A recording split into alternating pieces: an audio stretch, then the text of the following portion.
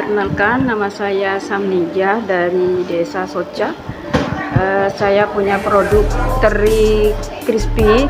Ini ada 5 varian yang original, rasa balado, balado pedas, jagung bakar, dan barbecue.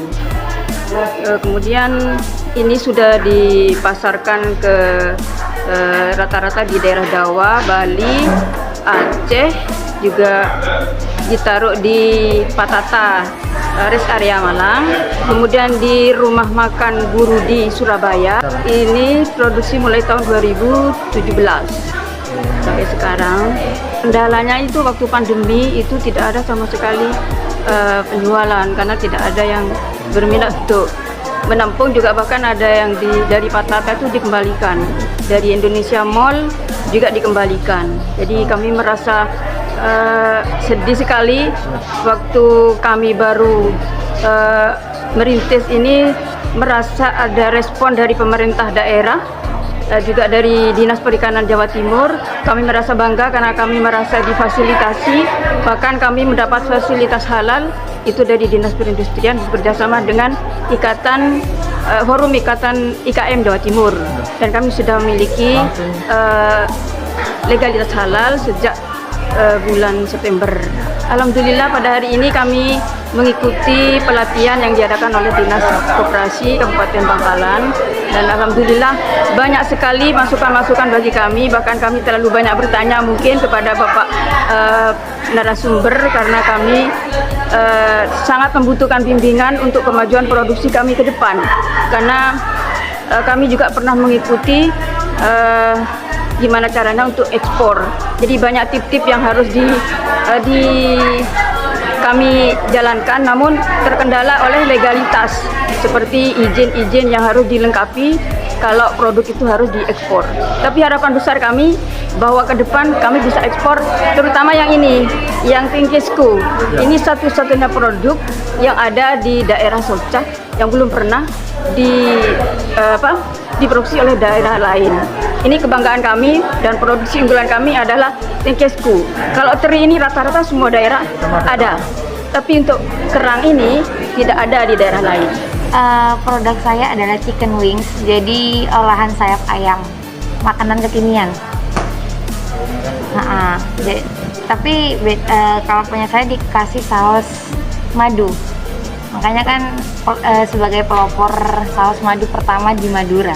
Ini kalau outletnya dari 2019, itu pun kita bangun outlet karena permintaan pelanggan. Jadi sebelum kita ada outlet, kita udah memasarkan by sosial media, kita punya pasar. Akhirnya permintaan orang-orang, kita buka aja outlet. Soalnya apa? Biar kita kalau mau beli tuh nggak usah cari bingung mau pesan kemana lagi. Jadi langsung kita ke sana. Akhirnya kita buka outlet. Saya selaku pelaku usaha yang di kalangan milenial ya, saya merasa sangat terbantu dengan adanya pelatihan ini. Karena apa? Di sini saya bisa menemukan hal-hal yang selama ini menjadi pertanyaan bagi saya. Kayak misal kemarin yang paling saya ada masalah nggak, Bu? Kemarin yang paling saya tangkap adalah kita zaman sekarang kalau mau bikin usaha nggak usah mikirin modal dulu. Yang penting kita pikirkan produk kita apa, produk yang bagus atau enggak, nanti pasti bisa jalan, pasti bisa settle gitu. Adanya pelatihan ini tidak selesai sampai di sini saja. Artinya akan ada follow up berkelanjutan ke depannya.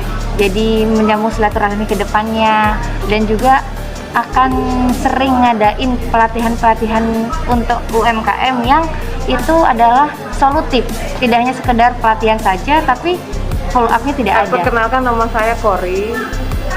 Saya menjahit, usaha saya menjahit. Diawali dari tahun 2014 setelah saya keluar dari salah satu perusahaan karena perusahaannya sudah dijual. Kemudian saya tetap menekuni usaha menjahit ini dari 2016, walaupun sebetulnya usahanya sudah 2014 ya diawali. Kemudian sampai saat ini saya masih tetap menekuni. Awalnya memang penjahit sebetulnya banyak ya, cuman saya ingin memberikan yang beda dari penjahit lain. Kalau biasanya menjahit itu memang sebetulnya biasa ya. Cuman saya memberikan beda aksesoris yang lebih. Jadi kalau misalnya batik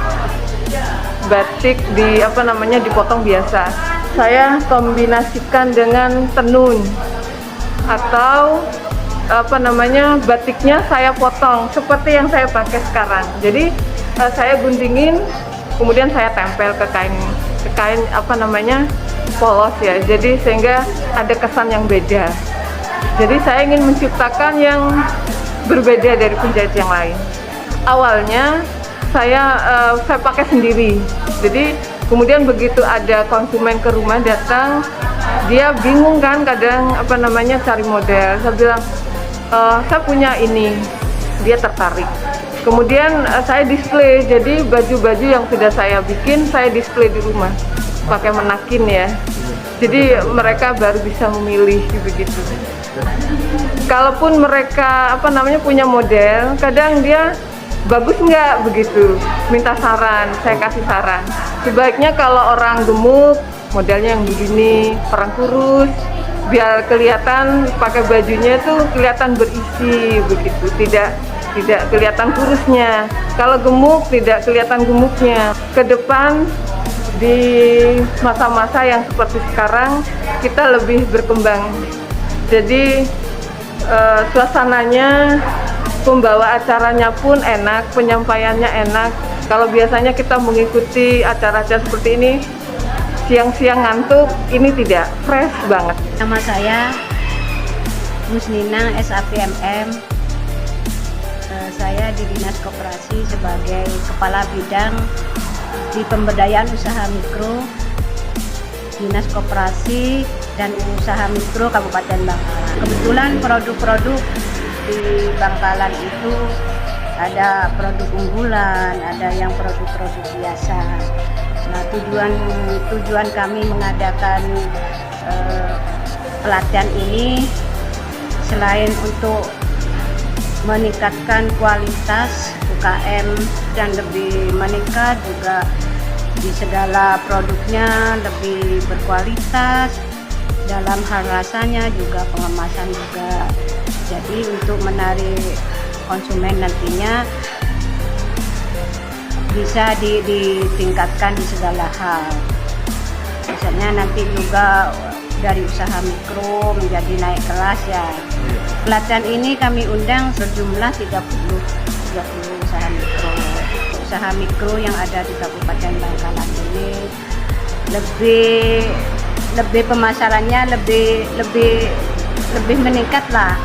Yang dari awal berapa persen laku dari barangnya tersebut, dengan adanya pemasaran digital ini kemungkinan menjadi lebih,